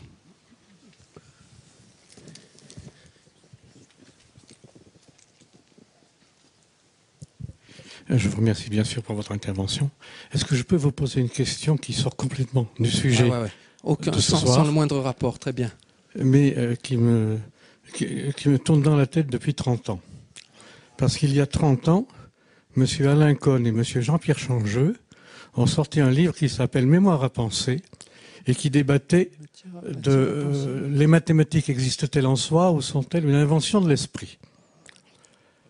Ouais. Et à partir de ce livre, qui a été repris par Odile Jacob en 2000, pas mal de choses sont passées. C'était il y a 30 ans, c'était fin 80. 30 ans se sont passés, et indépendamment du contenu de ce livre, je suppose que les mathématiques ont fait beaucoup de progrès et que les neurosciences aussi.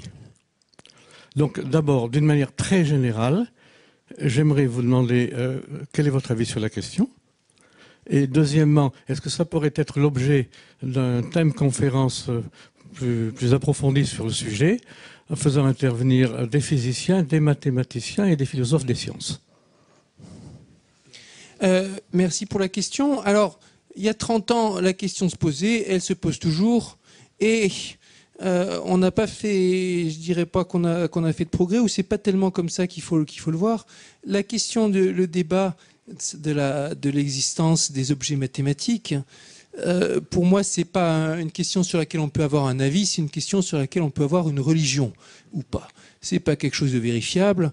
Et selon les époques, selon les cultures, vous avez des partisans de l'une ou l'autre religion. Moi, je suis personnellement de la religion de ceux qui croient à la réalité, a priori, des objets mathématiques, réalité que nous explorons au lieu de la fabriquer. Mais c'est une religion, je ne prétends pas l'expliquer ou argumenter pour ça. Je ne pense pas qu'on puisse argumenter solidement pour l'une ou l'autre. Je vais juste dire ce que je considère que débat en soi, il n'avance pas tellement les choses. En revanche, de la même façon qu'on peut s'intéresser à l'histoire des religions et puis aux pratiques culturelles des religions, on peut se demander comment ces croyances influent sur les habitudes de travail des mathématiciens ou sur les domaines qu'ils explorent. Et il est clair, par exemple, que cette façon de voir les choses influe sur ma façon de travailler au quotidien, sur la façon dont je recherche et dont je choisis mes problèmes mathématiques. Là, il y a quelque chose d'intéressant qu'on pourrait mettre en lumière avec des choses qui, à l'époque, étaient intéressantes aussi, les conceptions de positivisme, de Mach et d'autres, et la façon dont ça influe ou pas sur les débats avec Boltzmann, avec plus tard, quand Einstein s'est mis de la partie. Là, il y aurait quelque chose d'intéressant à faire qui regroupe à la fois des scientifiques, mathématiciens, physiciens, philosophes des sciences, historiens des sciences aussi. Ça, à mon avis, ça serait le prendre sur l'aspect culturel et historique serait intéressant. La question en soi, elle est argumentée pour contre la guerre de sens, je pense. Il y avait un autre aspect dans le livre qui était un gros point de divergence entre M. Changeux et M. Cohn.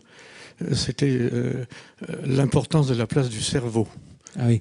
Alors ce qui a quelque chose qui a changé depuis, il y a eu des progrès effectivement en neurosciences. Comprendre le cerveau, ce que fait le cerveau quand il fait des démonstrations mathématiques, ça, on en est très très très loin. En revanche, ce qu'on commence à comprendre un peu mieux, c'est ce qui se passe quand le cerveau calcule. Calculer, c'est une opération plus simple, beaucoup plus simple que les questions conceptuelles. En particulier, il y a un ouvrage de référence un peu qui rassemble, qui synthétise certaines expériences de Stanislas Dehaene, qui s'appelle La bosse des maths, que certainement certains dans l'audience connaissent. Et donc Dehaene, il s'intéresse à ça, et avec en particulier cette idée que dans le cerveau, il y a des zones, des calculateurs comme des processeurs qui sont dédiés au calcul et qui sont dans lesquels nous avons en particulier la représentation de certains nombres, et que par exemple les petits nombres, genre 1, 2, 3, 4 peut-être, ils sont inclus en nous de manière biologique, inclus en dur, et que même un nouveau-né a la notion de 1, 2, 3, inscrite en dur.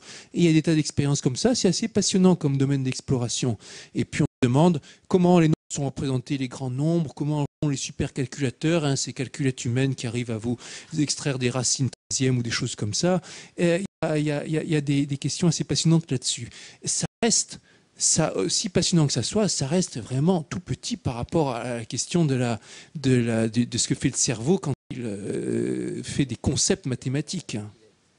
Et un dernier point, sur le livre de Smolin, qui était de 87, et celui de Rovelli, qui vient de sortir ces jours derniers, sur la théorie de la gravitation quantique à boucle, avec ce que ça impliquait. Bon, ça a nécessité manifestement l'imagination de nouvelles mathématiques, qui avaient trouvé d'ailleurs une partie de leur origine dans le livre d'Alain Cohn sur l'aspect non commutatif. Oui, c'est ça. Bon, à votre avis, puisqu'il y a une grande bagarre en ce moment, enfin non pas bagarre, mais disons divergence de point de vue qui est d'ailleurs exprimée dans les bouquins de manière courtoise mais manifestement très nette, entre les tenants de la théorie des cordes et les tenants de la théorie de la gravitation quantique à boucle. Est-ce que, je ne vais pas trop vous demander, est-ce que vous avez une idée sur la question et qu'est-ce que ça peut impliquer comme conséquence ? Non, moi je me désintéresse de la question en partie par parti pris, parce que ça fait partie de mon style et de ce que j'aime bien rappeler de manière un petit peu militante, de dire ok, c'est bien, il y a ces problèmes de cordes, d'hypercordes, de qui c'est quoi, de gravitation quantique, de boucle, de machin, mais on n'a toujours pas compris Newton. Alors c'est bien aussi de travailler sur les équations de Newton. Merci.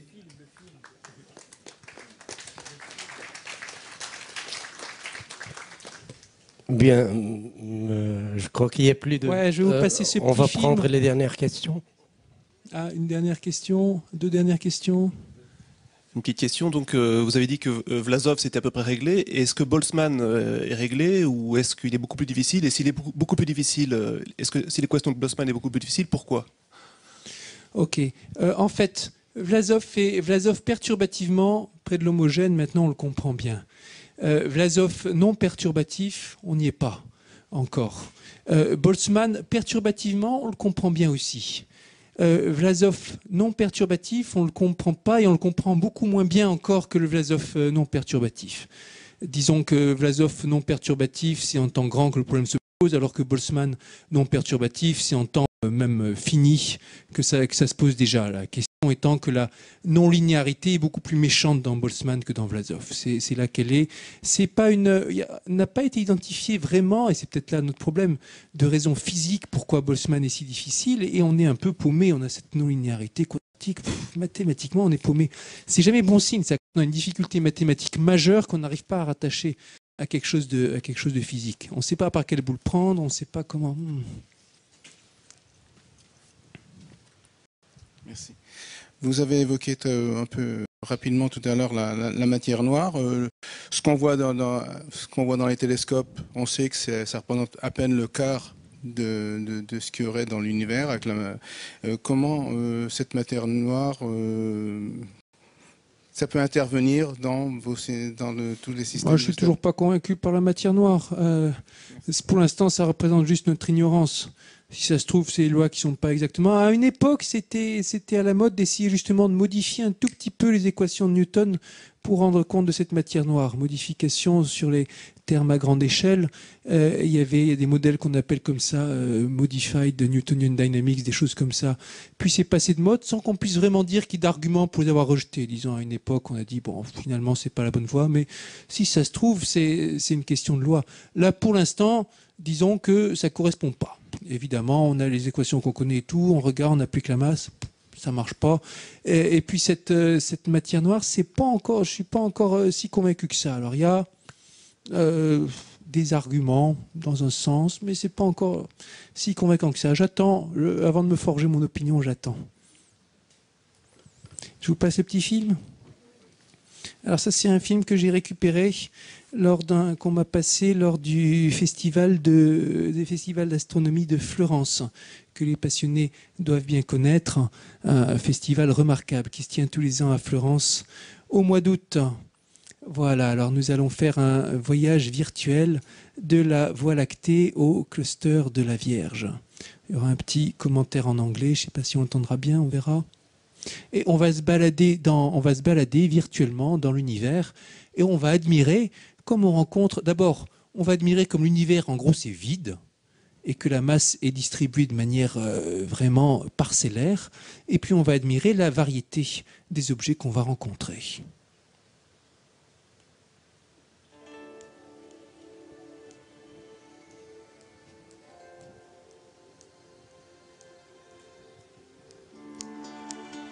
The constellations familiar from Earth, mapped here in 3D space by the Hipparcos satellite, quickly become unrecognizable as we drift toward the Orion star cloud 1,000 light years away.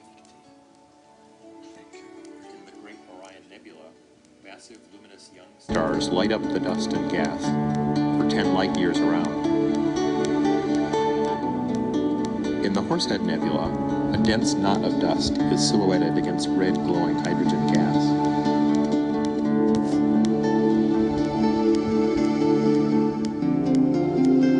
Another star cluster embedded in the Rosette Nebula. Many clusters are scattered through our galaxy's disk, but only in such young clusters can we find stars still embedded in the gas that formed them.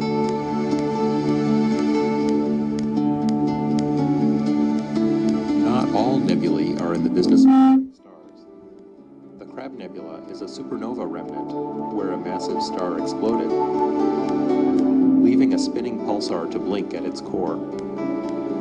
Vous voyez le pulsar au centre. Rising now above the disk plane and its obscuring clouds of dust, we see our galaxy in its full grandeur, 100,000 light years across. Earthbound astronomers cannot look at our galaxy this way. Donc Donc la Voie This lactée. model is derived from an image of another Milky Way-like galaxy, Messier 83. To the left are our satellite galaxies, the Magellanic Clouds, our nearest neighbors. The Andromeda Galaxy M31 and the Pinwheel M33 are the other large members of our local group within 2 million light-years of home. This nebula in M33 is like the Orion Nebula but far larger. If seen at the same distance, it would fill half our sky. M31 is the farthest object the human eye can easily see from Earth, but we will travel much further, following chains of galaxies out to the Virgo cluster. We pass Messier M81 and M82, Messier 101, one of the giants of our neighborhood, and the beautiful Whirlpool Galaxy interacting with its satellite.